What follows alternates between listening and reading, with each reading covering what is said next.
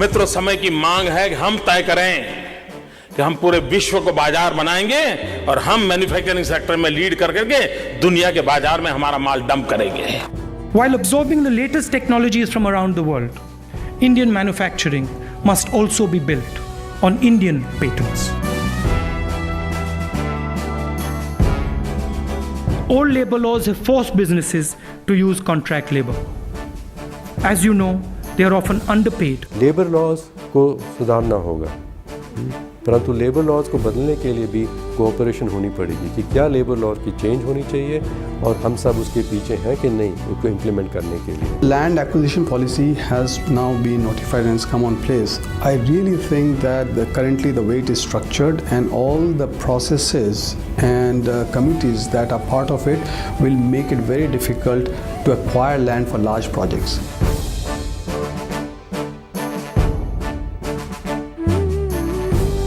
अगर हमें ग्लोबली अपना रेपुटेशन खड़ा करना है तो जीरो डिफेक्ट ये हमारी पहली शर्त होती है और दूसरी शर्त होती है पैकेजिंग। 10 करोड़ जॉब अगले 9 साल में हमने मैन्युफैक्चरिंग में लाने हैं। Let's target growing the manufacturing sector to 25% of GDP, generating 100 million new jobs in the next decade.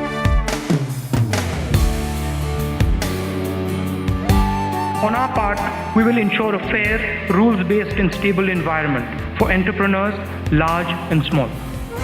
An environment where businesses need not compete in the corridors of Harisina Hill, but compete instead on the streets and gullies of our towns and villages. Branding जरूरी होता है। दुनिया के सामने made in India का बिल्कुल हमारा ढोल न पीटता है।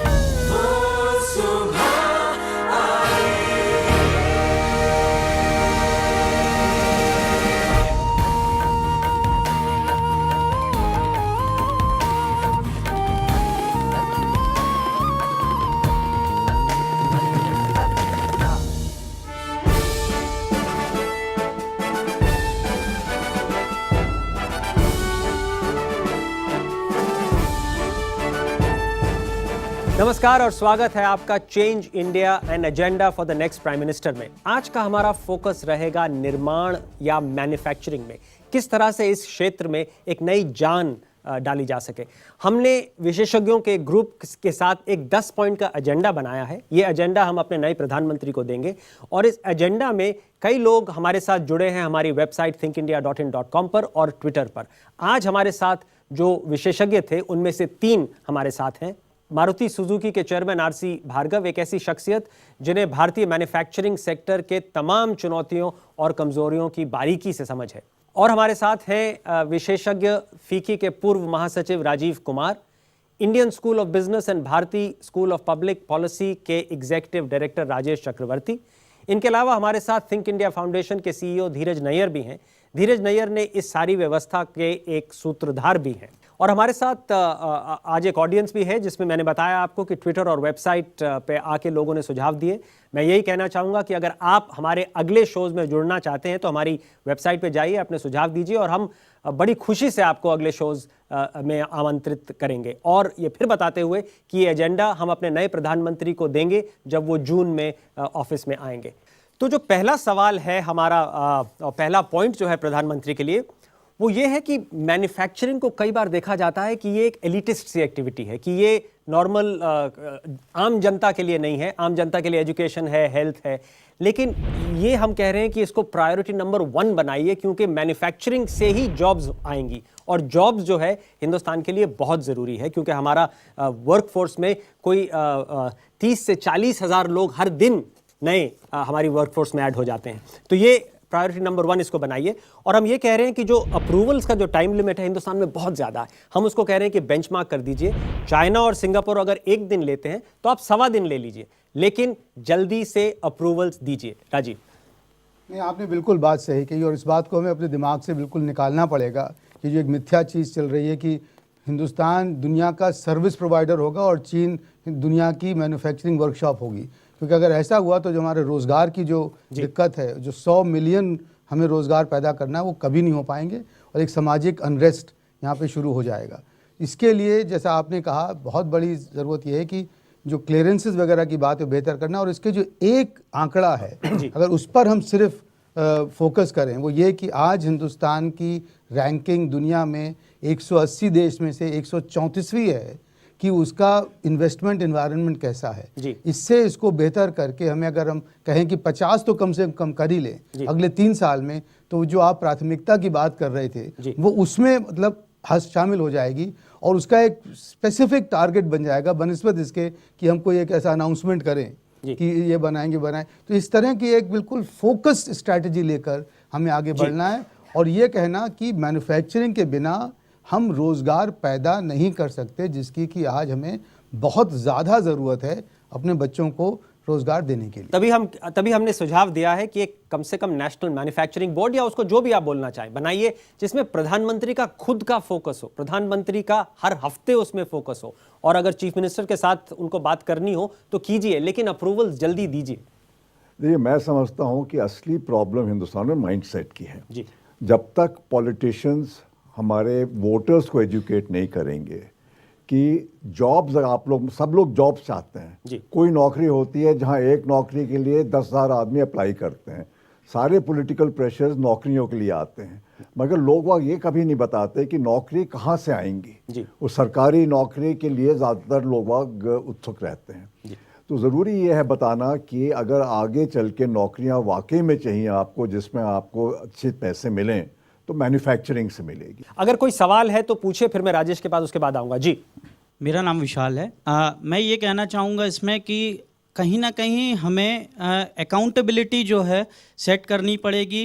MPs, MLA, सरपंच और डेलीगेशन ऑफ अथॉरिटी देनी होगी कि अगर हम सरपंच का टारगेट सेट कर दें कि आपके विलेज में 25% हमको प्रोडक्शन चाहिए, ठीक है, अगर ये 25% प्रोडक्शन हो जाता है तो वो नेशनल लेवल पे GDP पे ऐड होगा, ठीक है। तो हमें जो बार बार अलग अलग लेवल पे जाने की ज़रूरत नहीं पड़ेगी, क्योंकि अकाउंटेबिलिटी हमने लोअर लेवल तक सेट कर दी। चलिए, तो आपका पॉइंट, आपका सजेशन वो है। और कोई सजेशन? जी। जब हम मैन्युफैक्चरिंग सेक्टर में रोजगार की बात करते हैं, हमें यह ध्यान में रखना है कि ये रोजगार बड़ी यूनिट में नहीं आएगी, ये रोजगार आएगी मझली और छोटी स्मॉल एंड मीडियम एंटरप्राइजेस में। आज भी इंडिया की 80% जो मैन्युफैक्चरिंग में एम्प्लॉयमेंट है, रोजगार है, ये स्मॉल एंड मीडियम एंटरप्राइजेस में आ रहा है। ये एक बड़ी भूल है ये सोचना कि जो मैन्युफैक्चरिंग के एम्प्लॉयमेंट गिनते हैं वो सिर्फ फैक्ट्री के अंदर देखनी चाहिए। असली एम्प्लॉयमेंट जो होती है वो अपस्ट्रीम और डाउनस्ट्रीम फैक्ट्री की होती है। मैं अपना बताऊं, मारुति का, हमारी कार बनाने में हमारे फैक्ट्री में सब 20,000 आदमी काम करते हैं और हर एक साल वो 20,000 आदमी 12 लाख गाड़ी बना देते हैं। जी। तो ये तो मैन्युफैक्चरिंग, वहाँ फैक्ट्री में एम्प्लॉयमेंट नहीं बढ़ रहा है, पर जब 12 लाख गाड़ी मार्केट में जाती हैं तो 12 लाख गाड़ियों की वजह से 8 लाख जॉब्स क्रिएट होते हैं। जी। राजेश, ये जो मैन्युफैक्चरिंग बोर्ड की बात आपने उठाया, ये काफ़ी अहम है और वो ये ऑडियंस सवाल से भी काफ़ी जोड़ सकते हैं हम, क्योंकि हमने अक्सर ये देखे हैं कि जहाँ पे भी गवर्नमेंट एक मिशन मोड में जाते हैं, वहाँ पे गवर्नमेंट वो सर्विस डिलीवरी और डिसीजन मेकिंग टाइम काफ़ी इम्प्रूव हो जाता है। जी। तो अगर क्लियर प्राइमेसी इनको दिया जाता है कि मैन्युफैक्चरिंग को प्राथमिकता दिया जाता है, तो उसमें बिल्कुल जैसे आप देख रहे हैं कि एक उदाहरण ले लीजिए, इसरो का ही उदाहरण ले लीजिए। आप आज मार्स भी व्हीकल भेज रहे हैं क्योंकि एक मिशन मोड में है सरकार। मिशन मोड में जाना चाहिए। देखिए राघव, अगर आप भारत की बिगेस्ट FDI जो है पिछले 10 सालों की, पॉस्को का एग्जांपल लिए, 10 साल क्लियरेंस में, इस तरह से चलेगा तो मैन्युफैक्चरिंग ना देशी करेंगे ना विदेशी करेंगे और रोजगार नहीं बढ़ेगा। इसलिए क्लियरेंसेस का मामला बहुत ही गंभीर है। पिछले 5 सालों में बहुत ही हमने पिछला स्टेप लिया है, आगे जाने के टाइम पिछला गया है, तो इसलिए अगले प्रधानमंत्री को इसमें बहुत ही फोकस देना पड़ेगा। और जो सेंट्रल लेवल पे क्लियरेंस है, जो एनवायरनमेंट की क्लियरेंस है, जो फॉरेस्ट की क्लियरेंस है, उनको तो स्पीड देनी पड़ेगी, देना पड़ेगा, बहुत जल्दी दे सकते हैं। जी। अच्छा, हमारा तीसरा पॉइंट जो है वो जो इन सज्जन ने रेस करा, उससे जुड़ा हुआ है कि एक इंसेंटिव इस देश में बना हुआ है छोटा रहने के लिए, क्योंकि कई कंसेशंस उसमें दिए जाते हैं। हम कह रहे हैं उन इंसेंटिव्स को हटा दीजिए, वो कंसेशंस को हटा दीजिए। छोटे उद्योग को चाहिए फाइनेंस और छोटे उद्योग को चाहिए इंफ्रास्ट्रक्चर, और फिर उसको ग्रो करने दीजिए, फिर उसको रोकने की कोशिश मत कीजिए, बड़ा बनने दीजिए उसको। तो आप इसमें, आपका भी पॉइंट था, इसमें कुछ और जोड़ना चाहेंगे आप? छोटे उद्योगों की जहाँ तक सवाल है, उन्हें चाहिए समय पर अपनी पैसा, समय पर उसकी जो इंफ्रास्ट्रक्चर, समय पर कच्चा माल और समय पर काम करने की प्रावधान, काम करने की सुविधा, ताकि उसके ऊपर 10-30 लेबर इंस्पेक्टर आके ना उसमें उसको डिस्टर्ब करे, ना उसके ऊपर बोझ दे और उसको डिस्टर्ब मतलब करने ना दे। जी, आप एसएमईज की बात करें तो चीन में आप देखेंगे कि अगले 5 साल तक 12 से 15% जो है वेजेस बढ़ने की बात है। तो हमारे लिए यहाँ पर अपॉर्चुनिटीज़ है। चाइना हमें ये कहता आ रहा है कि आप कैपेसिटी बिल्डिंग बढ़ाइए। इंडस्ट्री हमारे लिए क्या कर रही है? सबसे बड़ी बात ये है, अभी जो भी हमारी इंडस्ट्री है वो 90 से 95% के ऊपर काम कर रही है। तो हम उसके लिए बढ़ाने के लिए क्या कर रहे हैं? गवर्नमेंट को इसके ऊपर इनिशिएटिव लेना चाहिए, इंडस्ट्री को लेना चाहिए। हमारे सबसे बड़े उद्योगपति जो मतलब ऑटो मैन्युफैक्चरिंग से हैं वो यहाँ बैठे हुए हैं। उनके पास ही मैं आऊंगा जवाब के लिए। तो आपका एक और बात कर लीजिए, फिर हम भार्गव साहब के पास जाएंगे। I would like to say that you can never have black and white view on this, because you cannot allow all SMEs to grow and become bigger, which are not effectively contributing to the economy of the country. We should divide them. बात सही है आपकी कि सबके पे तो rule नहीं होगा। हम कह रहे हैं उसको इनेबलिंग एनवायरनमेंट दीजिए, जो ग्रो करना चाहता है वो ग्रो करेगा। भार्गव साहब, सही है कि इसमें एसएमईज का ये डिस्टिंक्शन जैसे राजीव ने कहा ये गलत है। हर एक इंडस्ट्री के लिए एटमॉस्फेयर होनी चाहिए जिसमें वो जितना बढ़ सके बढ़ जाए। बड़े होने से और दिक्कतें उसके ऊपर नहीं आनी चाहिए जो आजकल आती हैं। अगर जो छोटा एसएमई है वो थोड़ा बड़ा हो जाता है तो उसमें कई किस्म की दिक्कतें आ जाती है, वो हटा देनी चाहिए जैसे बाकी इंडस्ट्रीज जी। और लेट एवरीबॉडी फ्लरिश। जी राजेश, आप इसमें कोई एम्पिरिकल एविडेंस है कि लोग अपने आप को छोटा रखना चाहते हैं बिकॉज ऑफ दीज कंसेशंस? बिल्कुल, वो ये देखा गया है कि जहाँ पे वो टैक्स रूल्स में जहाँ पे ये एसएमईज को विशेष सुविधाएं जहाँ पर खत्म होती है जिस साइज लेवल पे, वहीं पे जाके ये एसएमईज अटक जाते हैं और फिर एक नया यूनिट खोला जाता है। नया एक साइडवेज एक दूसरा एसएमई चालू हो जाता है कि वही एक प्रोमोटर के पास 20 छोटे एसएमईज होते हैं लेकिन एक बड़ा उद्योग कभी नहीं तैयार होता। और ये बहुत ही इनएफिशिएंट चीज है। ये बहुत ही इनएफिशिएंट चीज है। एक ये हटाने से ही वो काफी जो साइज बेनिफिट जो मिलता है वो सारे उसी में अटक जाता है अभी इस विभाग में। जी, और बहुत मूल बात करूं अगर मैं, बेसिक बात, आज हमारे देश में बड़े होने का डर बैठ गया है जी। वो ये कि अगर हम बड़े हुए तो हम टैक्स इंस्पेक्टर के डर में आ जाएंगे। अगर हम, और उससे भी बड़ी बात है कि मैंने कई लोगों दोस्तों से पूछा है, वो कहते हैं कि अगर हम बड़े हुए तो हमारे ऊपर जो जितनी जो माफिया है उसकी नज़र आ जाएगी और हम पर जो है वो मतलब ब्लैकमेल और ये सब चीज़ों की बातें शुरू हो जाएंगी। तो आज जो स्टेट को, गवर्नमेंट को जो चीज़ मुहैया करनी है वो ये है कि आप अगर बड़े हो जाते हैं और अगर पैसे वाले हो जाते हैं तो आप समाज के एक अच्छे हिस्सेदार हैं बनिस्बत इसके कि आप समाज के लिए बुरी चीज़ कर रहे हैं। धीरज, सम कर दीजिए। जैसे वो चीन में डेंग जियाओपिंग जब बदलाव हो रहा था, उन्होंने बोला था it is glorious to be rich. तो ये चीज भारत में भी बहुत जरूरी है कि अमीर होने में खुद के बल पे आप अमीर होए, खुद के बिजनेस किया, ब्राइब नहीं दिए, तो ये बहुत अच्छी बात है। और जब लोग अमीर होंगे तो और लोगों को भी उसका फायदा होगा। इसलिए हमें ज्यादा बड़े उद्योग चाहिए, छोटे नहीं। धीरज, अमीर वर्ड हमारे पॉलिटिशियन के लिए यूज करना बड़ा मुश्किल होगा। लेकिन पॉलिटिशियन तो बहुत अमीर है राघव, दूसरों को नहीं अमीर होने। नहीं, वो वर्ड नहीं यूज करेंगे। मेरे हिसाब से सक्सेसफुल वर्ड जो है पॉलिटिशियन यूज कर सकता है। इतना तो कह सकते हैं कि हम अपने बच्चों को बड़ा ये करें कि नौकरी मांगने नहीं मगर नौकरी क्रिएट करने के लिए बड़े हो। जी, तो ये तो कर सकते हैं ना। ये शब्द जरूर इस्तेमाल करेंगे। तो प्रधानमंत्री देखें कि हम आपको सुझाव भी दे रहे हैं पॉइंट्स पे भी, और किस तरह से उसको भाषा का उपयोग करना है वो सजेशन भी है। एक ब्रेक के लिए जाएंगे। आप हमारे साथ जुड़े रहिए। हमारी वेबसाइट thinkindia.in.com पे जाइए, अपने सुझाव दीजिए और इस ब्रेक के बाद वापस आइए हमारे साथ।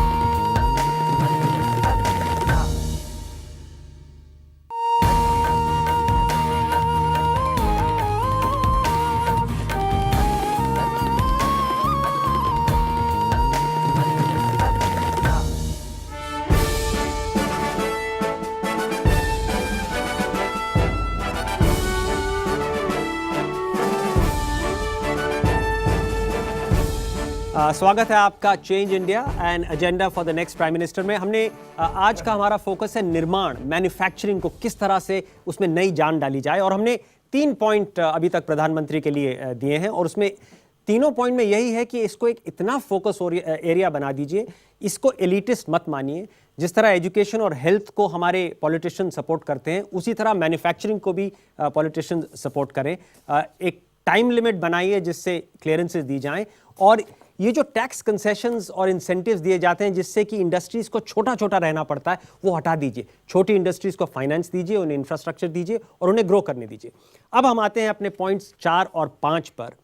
ये दोनों लेबर से जुड़े हुए हैं और हमारा कहना है कि लेबर लॉज हमारी जो कंट्री के हैं बहुत रिजिड हैं।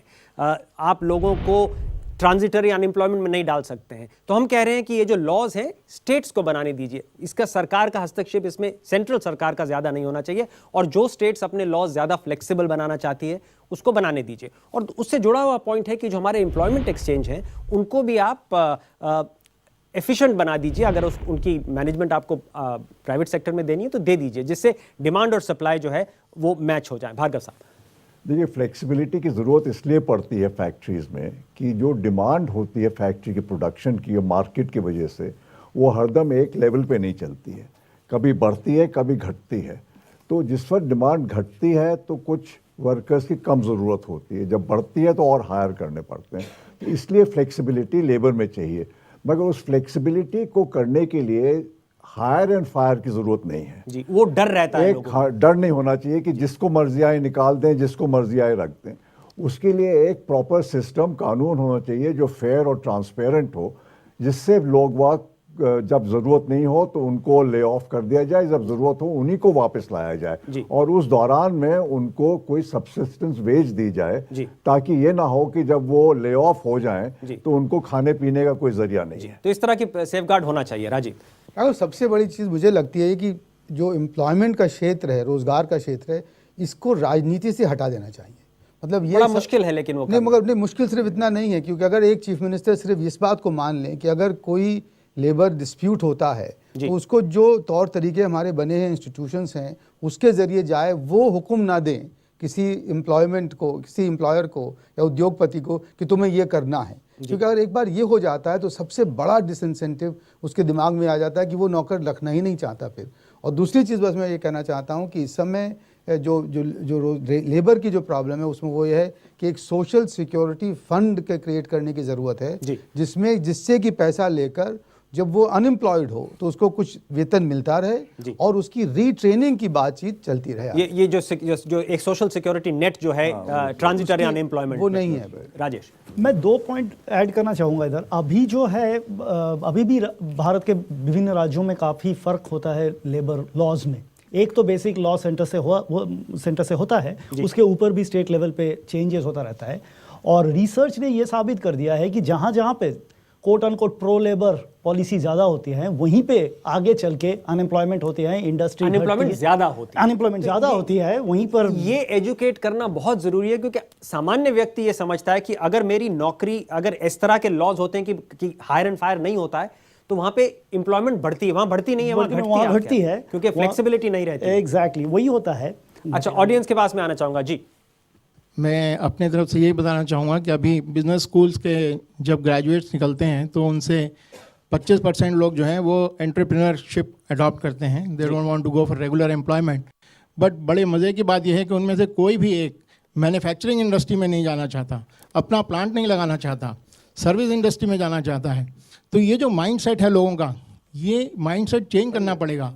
इसके लिए ये बहुत इम्पॉर्टेंट है कि पूरे देश के अंदर एक ऐसा एटमॉस्फेयर क्रिएट किया जाए कि लोगों को ये समझ आए कि मैन्युफैक्चरिंग ही हमारा भविष्य है।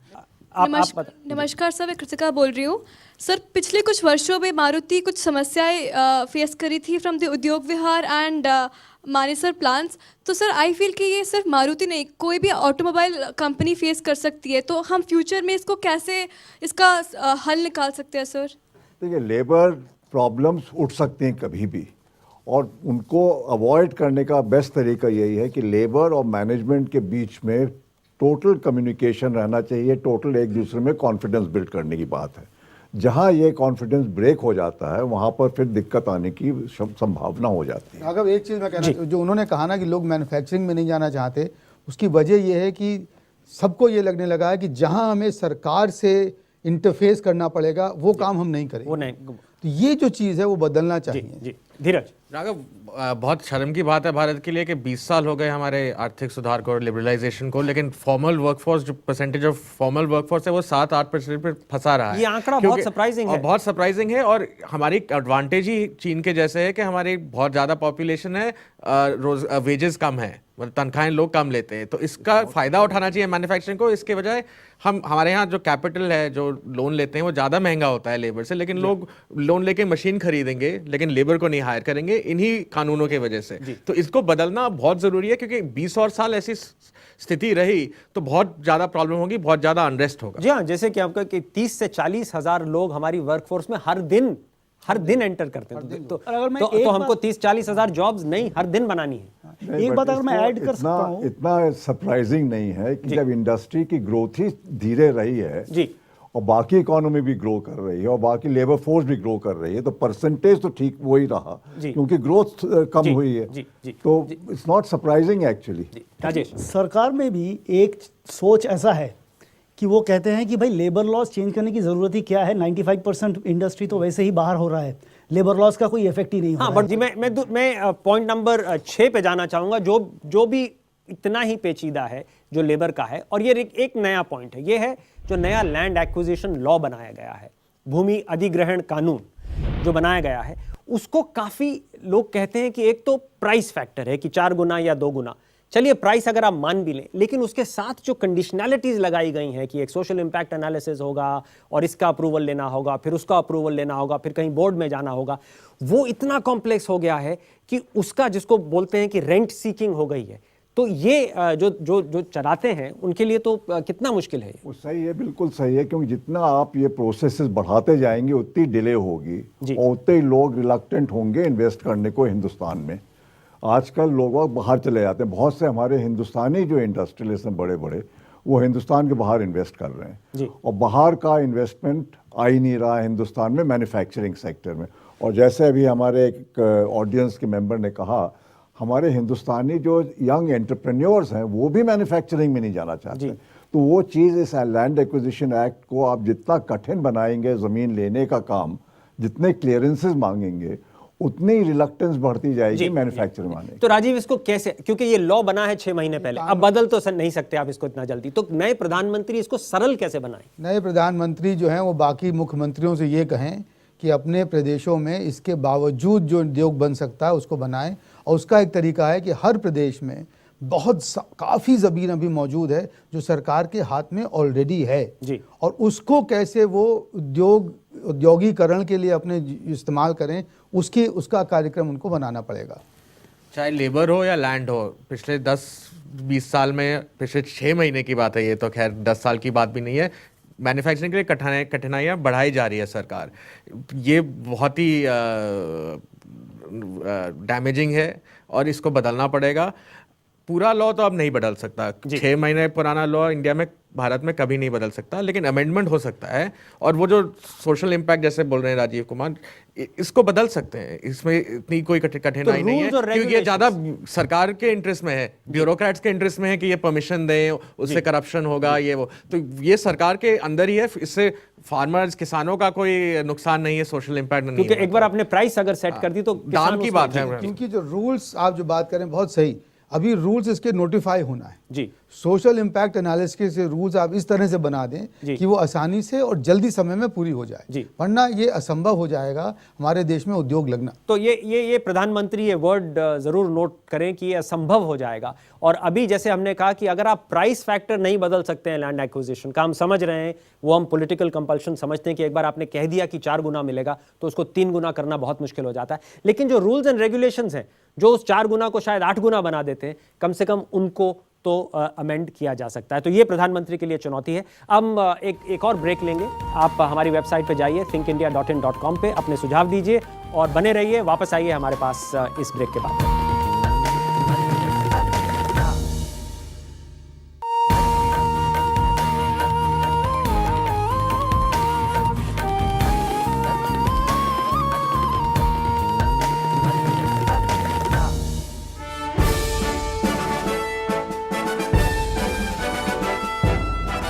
स्वागत है आपका change India an agenda for the next prime minister में। आज हम देख रहे हैं कि किस तरह हिंदुस्तान के निर्माण या मैन्युफैक्चरिंग सेक्टर में एक नई जान फूंकी जा सकती है। अभी तक हमने कोई 6 पॉइंट्स अपने प्रधानमंत्री के लिए बनाए हैं। उनमें से एक तो है माइंडसेट का पॉइंट कि आप पूरा फोकस दीजिए, मैन्युफैक्चरिंग को प्रायोरिटी नंबर 1 बनाइए अपनी सरकार के लिए। जिस तरह से एजुकेशन और हेल्थ और सोशल सेक्टर प्रोग्राम्स को माना जाता है, इसको उसी तरह उतना ही इंपॉर्टेंस दीजिए। एक टाइम लिमिट करिए जिससे कि जैसे सिंगापुर और चाइना में जल्द ही उद्योग खड़े हो जाते हैं, हमारी क्लियरेंसेस भी दी जाएं। टैक्स कंसेशन और जो बाकी इंसेंटिव्स हैं जिससे उद्योग छोटा रहता है उसको हटा दीजिए, उद्योग को पैसा दीजिए, इंफ्रास्ट्रक्चर दीजिए, बड़ा बनने दीजिए। लेबर लॉज को फ्लेक्सिबल बनाइए जिससे कि एम्प्लॉयमेंट बढ़े, कम ना हो, और जो सोशल सिक्योरिटी नेट बनानी है उनके लिए बनाइए। ट्रांजिटरी पेमेंट, अगर कोई अपनी जॉब लूज करता है थोड़े दिन के लिए तो उसके पास एक सोशल सिक्योरिटी नेट होना चाहिए, ट्रांजिटरी वेजेस होनी चाहिए। और बाकी हमने एक डिस्कशन करी है जिससे हमने कहा है कि लैंड एक्विजिशन जो नया लॉ बना है, वो अभी 6 महीना पुराना लॉ है, उसको आप इतना तो नहीं जल्दी बदल सकते, लेकिन उसके साथ जो इतने रूल्स एंड रेगुलेशंस बनाए गए हैं उनको सरल कर दीजिए। अब हम आते हैं अपने पॉइंट नंबर 7 और 8 पर। 7 का वही माइंडसेट से जुड़ा हुआ पॉइंट है कि आज इंडस्ट्री और मैन्युफैक्चरिंग के लिए आप पावर भी ज़्यादा दाम पे देते हैं, फ्रेट रेलवे का भी ज़्यादा दाम पे देते हैं, उसका फाइनेंस भी ज़्यादा महंगा होता है। तो हर तरह से आप इंडस्ट्री और मैन्युफैक्चरिंग को एक क्रॉस सब्सिडी दे रहे हैं, दूसरे सेक्टर्स को, कंजम्पशन को दे रहे हैं, एग्रीकल्चर को दे रहे हैं। तो हमारा कहना है कि वो दाम उनके लिए कम कीजिए, क्रॉस सब्सिडी हटाइए और एग्रीकल्चर और कंज्यूमर्स को ज़्यादा दाम देने दीजिए। और इसके साथ जुड़ा हुआ पॉइंट है जो कि सरकार के अपने मैन्युफैक्चरिंग यूनिट्स हैं, उनको कोई प्रेफरेंस मत दीजिए, उनको कोई खास प्रोटेक्शन मत दीजिए, उनको भी कम्पीट करने दीजिए। तो राजीव, आपके पास आता हूँ मैं इसमें देखना ये कि हमारा सर्विस सेक्टर 60% है, वो उसके कर का बोझ उसके ऊपर पड़ता है करीब 12-13%। एग्रीकल्चर, कृषि क्षेत्र हमारा एक कर के बोझ से बिल्कुल बाहर है। तो करीब जो मैन्युफैक्चरिंग औद्योगिक सेक्टर है जो कि सिर्फ अपने जीडीपी में उसका शेयर शायद 15% है, ये कर का बोझ उस पर पड़ता है कोई 85%। ये बिल्कुल गलत बात है। इसी तरह से जो एनर्जी की कॉस्ट है, बिजली की कॉस्ट है, या फ्रेट की, रेलवे फ्रेट की कॉस्ट है, या कैपिटल की कॉस्ट है, सारी की सारी चीज़ मैन्युफैक्चरिंग सेक्टर पर कहीं ज़्यादा इस पर बोझ पड़ता है बनिस्बत कि ये बोझ बराबर से बटे। तो मेरे ख्याल में ये जो एक हम लोगों की एक माइंडसेट है, एक मानसिकता है कि हमें कैसे इंडस्ट्री से पैसा खींच कर और हाउस होल्ड्स को, उपभोक्ताओं को जेबों में भरना है, ये अगर बदला नहीं जाएगा तो हम लोग बिल्कुल बहुत जल्दी हमारी ये हालत हो जाएगी कि हमारा का पूरा जो मैन्युफैक्चरिंग सेक्टर है वो बैठ जाए और वो ग्लोबली कंपेटिटिव ना रहे, और फिर इस देश में प्रोटेक्शन की बहुत बेतहाशा डिमांड बढ़ेगी जो कि बहुत और ख़राब होगी, क्योंकि हम लोग वापस फिर 70 और 80 के दशक में चले जाएंगे। जी भार्गव साहब, ये जो सिस्टम आजकल है सब्सिडाइज करने का, इंडस्ट्रीज़ को एक तरह की मिल्च काउ समझने का, ये उस वक्त डेवलप हुआ था जब सारी इंडस्ट्री हिंदुस्तान की प्रोटेक्टेड थी जी, कोई कंपटीशन नहीं था, सब लाइसेंसेस वगैरह के ज़रिए से करते थे। अब सारी दुनिया बदल गई है, सब इंडस्ट्रीज़ को कॉम्पिटिटिव होना है और बाहर की इंडस्ट्रीज से compete करना है। वहाँ पर कोई ऐसा सब्सिडी का सिस्टम नहीं है कि इंडस्ट्री सबको सब्सिडाइज करे। तो अगर compete करना है तो इंडस्ट्री को लेवल प्लेइंग फील्ड की ज़रूरत है जी, और तभी इंडस्ट्री ग्रोथ करेगी। नहीं तो ये सब प्राथमिकता और सब की जो बात कर रहे हैं ये कागज पे रह जाएंगी, कुछ होने तो वही आपकी जो आपका जो मेन पॉइंट है कि आपको अपना माइंडसेट बदलिए, इसको समझिए कि ये हिंदुस्तान के लिए प्रायोरिटी है, करना है, कॉम्पिटिटिव करना है। ये एलिटिस्ट सेक्टर नहीं है। हम कॉम्पिटिटिव का वर्ड इस्तेमाल करते नहीं हिंदुस्तान में। मैंने आज तक किसी पॉलिटिशियन को ये न कहने का सुना नहीं है कि इंडस्ट्री को कॉम्पिटिटिव बनाना है। हमारे पॉलिटिशियन इसके बारे में इतना बोलते ही नहीं है। वो माइंडसेट वाली बात है राजेश। ये पावर और एनर्जी का जो बात है वो दाम कम होने से तो फ़ायदा है ही, लेकिन इसके साथ साथ अवेलेबिलिटी जो है, सप्लाई, वो इंफ्रास्ट्रक्चर की बात हो जाती है। और अगर इसको इंश्योर किया जा सकता है, अगर छोटे उद्योग वाले को रेगुलर बेसिस पे पावर मिले जी, तो उसका दाम, इफेक्टिव प्राइस वो अपने आप कम हो जाएगा। तो मैं एक बार ऑडियंस में, हाँ बहुत सवाल इसमें आ रहे हैं, चलिए आपसे शुरू करते हैं। जिस हिसाब से पावर की बात हो रही है, क्या हम जो ऑल्टरनेटिव पावर रिसोर्सेज हैं उनको यूज़ करके और बेटर एफिशिएंट जो इंजन्स होंगे जो पावर जनरेट कर सकें, उनको यूज़ करके पावर के प्राइजेस कम नहीं कर सकते क्या? सर हम लोग इतनी देर से माइंडसेट की बात कर रहे हैं, प्रायोरिटाइज करने की बात कर रहे हैं, but in India today youth is the basic power. जो इंडिया का यूथ है that is known for its hard work. तो हमें ऐसा क्या करना चाहिए जिससे यूथ तक ये मैसेज पहुंचे कि manufacturing is as important as health और एजुकेशन? मेरा नाम शुभम है और मैं IIT दिल्ली का स्टूडेंट हूँ. सर आज हम इंडिया के सीन में क्या देख रहे हैं, वहाँ पर भी जो स्टूडेंट्स हैं only 10 to 20% are going to the core industry sector. Right. We have the human resources. इतने सारे IITians हम हर साल प्रोड्यूस कर रहे हैं और हमारे पास रिसोर्सेज भी हैं, कोल है, इतने सारे और भी नेचुरल रिसोर्सेज हैं, बट हमारे पास वो ऐसी टेक्नोलॉजी नहीं है कि हम उसको ग्रो अप कर रहे हैं. तो somewhere we need to link the industries to the technical institutions and with government funding so that we can produce some research products in limited time frame. मेरा क्वेश्चन ये है, जो सिर्फ गुजरात में अकेले सिंगल विंडो क्लियरेंस सिस्टम है, वो कितनी एफिशिएंटली इंडस्ट्रीज को ग्रो अप करा रहा है गुजरात में अकेले? Even if it is not 20 years over globalization, if we see, why only Gujarat is only prospering as the victorious state? इसमें मैं एक चीज़ कहना चाहूँगा कि जो एक सुझाव सरकार को दिया गया है कि कम से कम 40-50 परमिशंस लेना पड़ती हैं, नॉट लाइसेंसेस लेना पड़ती हैं अलग अलग जाके इंडस्ट्री को लगाने के लिए. इसका एक कंबाइंड एप्लीकेशन फॉर्म बनवा दे. जी, एक सिंगल विंडो वाली बात आ जाए. कंबाइंड एप्लीकेशन मतलब ये बिजली के लिए, पानी के लिए, सड़क के हर एक के नहीं, एक कंबाइंड बनवा दे, एक जगह पे दे दे और वो एक अमुक समय में वापस आ जाए. जी, आप कुछ कह रहे थे? जी, मैं एनर्जी सेक्टर में काफ़ी कुछ रिसर्च करता हूँ, मैं काफ़ी काम भी कर रहा हूँ उसमें. ट्रांसमिशन सेक्टर में जो कि पावर ग्रिड वगैरह जो देखती हैं, 6% ट्रांसमिशन लॉसेज होती हैं और डिस्ट्रीब्यूशन सेक्टर में 40 to 70% डिस्ट्रीब्यूशन लॉसेज होती हैं. स्मार्ट ग्रिड पॉलिसीज अभी इंप्लीमेंट की गई हैं जिसको अगर 8 to 10 years लग जाएंगे इंप्लीमेंट करने में. मेरा इतना एक्सपीरियंस है working with all the government bodies, कोई अपने पे रिस्पॉन्सिबिलिटी लेना नहीं चाहता है. स्लो रखते हैं सारा काम, तभी पीछे पीछे पीछे बैकलॉग बनता रहता है. और इसको चेंज करने के लिए जब तक डंडे का रूल नहीं लगेगा ना इंडिया में, तो ऊपर से जब तक जैसे चाइना में इम्प्लीमेंट किया जाता है तो वैसे नहीं हो सकता इसका काम. जी, इस तरफ हम इतनी देर से पॉलिसी फ्रेमवर्क की बात कर रहे हैं, लैंड एक्विजिशन बिल की बात कर रहे हैं, पर सबसे इंपॉर्टेंट पॉइंट जो मुझे लगता है वो ये होना चाहिए कि हमारे पास स्किल्ड लेबर की बहुत कमी है. बीच में कहीं पॉइंट उठा था स्किल्ड लेबर का, पर वो उतनी आसानी से दब गया जितनी आसानी से हम सब सोचते हैं कि कोई इंपॉर्टेंस नहीं है इस चीज़ की. नहीं, वो तो बहुत इंपॉर्टेंट है. जैसे उन्होंने बोला, स्किलिंग तो बहुत जरूरी है. सिर्फ 2 सेकंड के लिए वो कहीं से आवाज आई थी स्किल्ड लेबर, उसके बाद वो पता नहीं लैंड एक्विजिशन में गुम हो गया, रिफॉर्म्स में गुम हो गया, पॉलिसीज में गुम हो गया. मैं कंपेयर भी करना चाहूँगा टेक्सटाइल इंडस्ट्रीज में, अगर कंपैरिजन करूँ, Bangladesh is far ahead of India. तो हमें कुछ सीखना चाहिए बांग्लादेश जैसी कंट्री से भी कि हम लोग को थोड़ा इम्प्लीमेंटेशन पे भी ध्यान देना चाहिए. स्किल्ड लेबर कितनी होनी चाहिए. बिल्कुल बिल्कुल ठीक आपकी बात. I have a suggestion regarding the PSUs that we should end the preferential treatment and protection to them. Yeah, so that should be done, but I want to add one point too, that the PSUs still work in some different conditions than the corporates work. So we should also allow the PSUs to work in a corporate way and then create a level playing field. Absolutely. Thank you. The Prime Minister only has to listen to our audience. Really, there is so much wisdom which resides in our audience and what regular people, everyday people think about how to solve these problems. I'll now move on to the last 2 points that we have. और वो जो हैं, एक तो point है R&D का, कि हमारी जो उद्योग हैं वो R&D कम करते हैं. तो हमने उसको कहा है कि आप उसमें इंसेंटिव दीजिए, टैक्स ब्रेक्स दीजिए, जिससे हम R&D हमारे उद्योग करें और यहाँ पर ही इनोवेशन हो. और जो आखिरी पॉइंट है वो है कि किस तरह से हम क्लस्टर्स बनाएं इंडस्ट्रीज के. तो मैं पॉइंट अबाउट R&D. देखिए, टैक्स ब्रेक हिंदुस्तान में है R&D के लिए. 200% टैक्स डिडक्शन मिलता है और अप्रूव्ड R&D. तो ऐसी बात नहीं है. R&D अगर पूरा नहीं हो रहा है, इसकी कई वजह हैं. एक तो वजह थी कि 1991 तक ज़रूरत ही नहीं थी R&D की, बिकॉज कंपटीशन नहीं था, कोई ज़रूरत नहीं थी.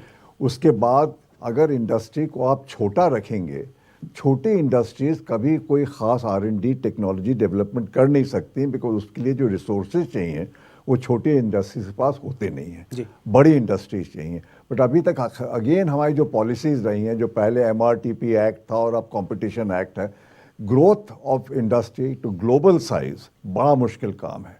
ग्लोबल साइज इंडस्ट्री बन नहीं पाती हिंदुस्तान में, एक आध के अलावा कोई ग्लोबल साइज है नहीं. तो इन वजह से R&D नहीं होगी. We have to do what we can in small improvements. But बाहर की टेक्नोलॉजी ला के कम से कम फैक्ट्री लगानी चाहिए कि वो हिंदुस्तान में फैक्ट्री चलेगी जी, उसमें हिंदुस्तान के लोग काम करेंगे, हिंदुस्तान में वैल्यू ऐड होगा, हिंदुस्तान में जॉब्स क्रिएट करेंगे। तो हमको कौन सी ऐसी बड़ी बात है कि बाहर की टेक्नोलॉजी नहीं लानी चाहिए? जी जी। राघव, कोरिया और जापान दोनों ने एक तरीका अपनाया था, एक ट्राइपार्टाइट ग्रुप्स इंडस्ट्री के बनाए थे उसमें, कि उसमें एक इंडस्ट्री, एकेडेमिया और सरकार के लोग उसमें शामिल होकर ये देखते थे कि उनकी इंडस्ट्री उस समय पर विश्व की इंडस्ट्री से कितने पीछे है, उसको टेक्नोलॉजी गैप मेजरमेंट और उसके क्या तरीके हैं कि उसको पूरा किया जा सकता है। मेरे ख्याल में इस समय कमज़ोर हालत देखते हुए अपनी इंडस्ट्री की ऐसे ग्रुप्स कुछ इंडस्ट्रीज में बनाने से R&D को शायद फायदा हो सकता है। और आखिरी पॉइंट हमारा जो है राजीव, उसके बाद मैं दोनों पॉइंट पे राजेश के पास आऊंगा। ये क्लस्टरिंग वाला जो पॉइंट है कि ये हम देख रहे हैं कि किस तरह से गुड़गांव हो या तमिलनाडु में हो या पुणे हो कि इंडस्ट्रियल क्लस्टर्स बन जाते हैं। तो सरकार दिल्ली मुंबई इंडस्ट्रियल कॉरिडोर की बात भी कर रही है। राघव, एफिशिएंट क्लस्टर्स बन जाते हैं, बनाए नहीं जा सकते। और बन जाने से मेरा मतलब ये है सिर्फ कि आप सारी वो चीज़ें मुहैया कर दें कि अच्छा इंफ्रास्ट्रक्चर, अच्छी स्किलिंग, पावर और आपका एक ऐसा एनवायरनमेंट, लॉ एंड ऑर्डर, सबसे बड़ी बात लॉ एंड ऑर्डर, आप उनको वहाँ पर अपना उनका प्रावधान कर दें, उनको मुहैया कर दें, अपने आप वहाँ पर इंडस्ट्री पहुँच जाएगी।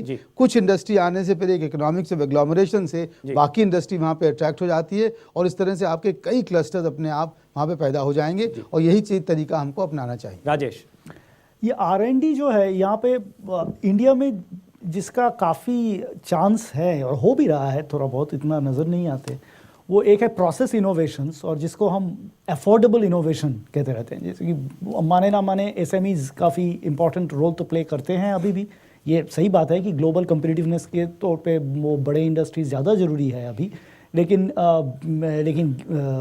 क्योंकि ज़्यादा एम्प्लॉयमेंट, मैन्युफैक्चरिंग एम्प्लॉयमेंट अभी भी SMEs में है, तो वहाँ पे भी छोटे लेवल पे भी जिसको फ्रूगल इनोवेशन, उसको फ्रूगल इनोवेशंस जो एग्जैक्टली जैसे कि नैनो गाड़ी जैसे का एग्जांपल दिया जाता है कि it's an example of frugal innovation. India को एक चीप गाड़ी चाहिए थी तो बनाई जी।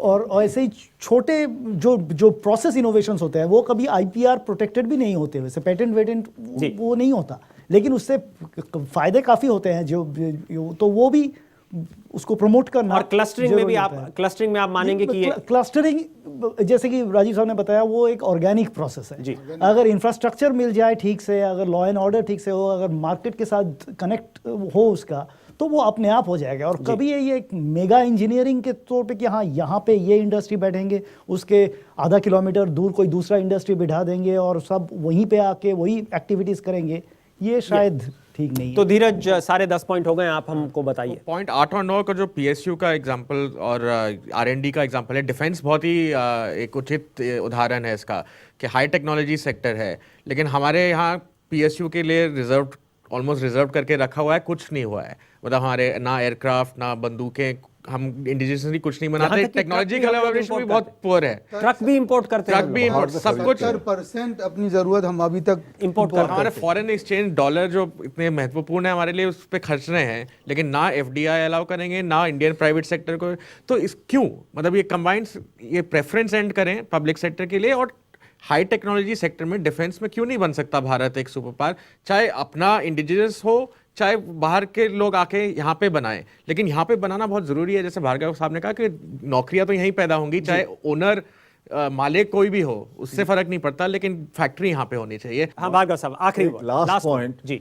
प्राइम मिनिस्टर को ये सब करने में बहुत सहूलियत हो जाएगी अगर इंडस्ट्रियलिस्ट ज़्यादातर वो भी अपना माइंडसेट चेंज कर लें जी। क्योंकि इंडस्ट्रियलिस्ट को इंडस्ट्री चलानी चाहिए for growing the industry for the benefit of society, not for the benefit कि अपने पर्सनल बेनिफिट के लिए या अपने फैमिली के बेनिफिट के लिए।